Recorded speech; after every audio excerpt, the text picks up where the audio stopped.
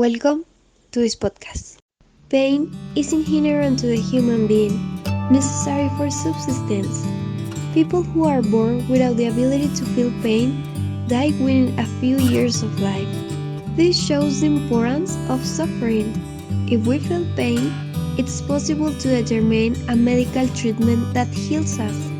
Sometimes, emotional pain is mostly imperceptible to others.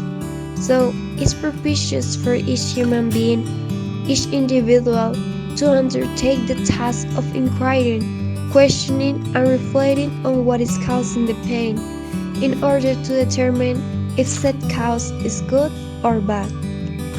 Although suffering is something inherent to human beings, people incessantly seek not to feel it, seek not to suffer, because they don't find a meaning in it. As human beings, it's inevitable to ask ourselves, why do we suffer? The reason for suffering. We need to know what or who is causing it. If it is for someone, you must see if it is worth it or not. For example, if a mother suffers for the well-being of her son and stirs every day so he is in the best condition, even though this may cause her great fatigue, it's a suffering that is completely worth it. But on the contrary, if it is because of someone who is deconstructing you as a person, then you must completely eradicate that relationship. You must not give someone power over you. You cannot allow your rights to be violated. If what makes you suffer is not having a good that you don't really need, it's a suffering that is not worth it, and you should wonder, what or who are you basing your happiness on? Because if you fill it with material things, you will be doing it with empty and temporary things, and it will soon run out. But if your suffering now is exhaustion for studying and reaching the degree that you have purposed, it's an effort that in due time will have its reward, and from which you will see the fruits of your harvest. If someone suffered on this earth, it was Jesus Christ, and he did it because he accepted the will of the Father. He did it out of love for you, to save you, to free you from evil, to heal your wounds. He gave his life.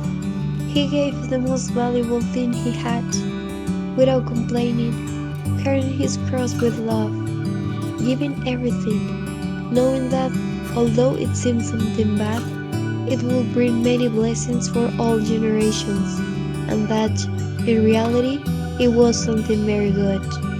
Only God can fill the emptiness of a heart.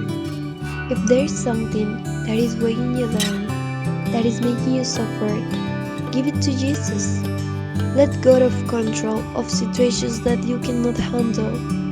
Let Him take care of it and rest in Him. Remember that suffering can be alleviated by love, and that when God allows something apparently bad to happen, it's because something much better is going to happen. So live your today knowing that Christ has already defeated death, and that you too will be able to overcome with Him whatever you carry with you. Remember that each person and each thing from God comes with a divine purpose. Allow yourself to express how you're feeling with the right people, and don't forget that you have the ability to control your reaction to the situation. You can choose every day what attitude to take in a circumstance of pain. There are two paths: reject or accept. Rejection makes suffering greater, while acceptance facilitates the discovery of the meaning of pain. With suffering, you learn, grow, strengthen, and mature. What you must do to give meaning to your life and suffering is to ask God to help you to carry your cross with love.